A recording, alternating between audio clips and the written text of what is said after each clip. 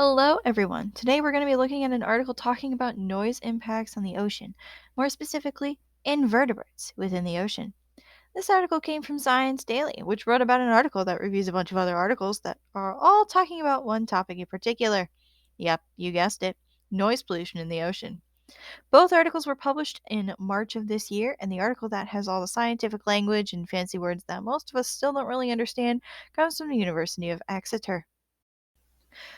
All in all, what we have from the main article is a series of creations that man has created to advance in technology regarding transportation, construction, energy transfer, and more that make noise that has some level of impact on the organisms living around them.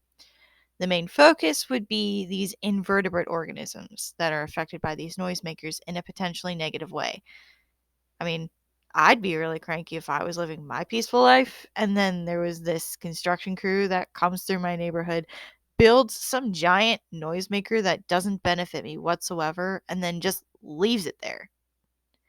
Would be driving me literally insane for the rest of my life.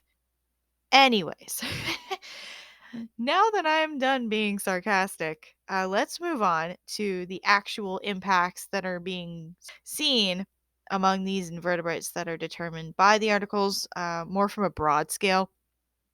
We have the delaying in the hatching and even growth of eggs, which is seen in crustaceans. We have behavioral changes that would prevent survival reactions or traits from being expressed appropriately or effectively. We kind of see that in crabs, and they are just negatively affected by that.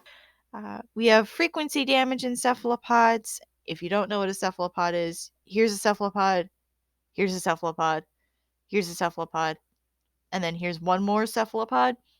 If you don't know what they are at first glance, we have a squid, octopus, cuttlefish, and nautiluses are all within that group. We also have physiological change within DNA. They see this in cuttlefish as regarding to a protein that was diminished in content from being uh, stressed due to sound exposure. Now, the article that I read from Science Daily did not indicate that it was due to prolonged sound exposure, but it could be within the main article. I really didn't look that hard, so it really could be in there.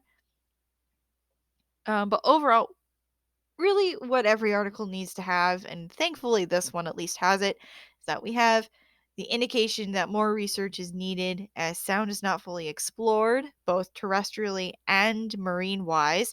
And it's not really fully understood, even though it's a major part of our world and it has huge effects on everything living in it, including us. If you're looking for more information on invertebrates, how sound works, or just wants to find, if you guys want to just find the overall articles that I mentioned, quick and easy, I do have all of that linked in the description of this video. I know this is a very overgeneralized talk about these articles, but I'm still figuring out how to format my content, so don't be afraid to give me some feedback in the comments below and give me your thoughts on the articles themselves or what you want me to feature in my next video. See you guys next time.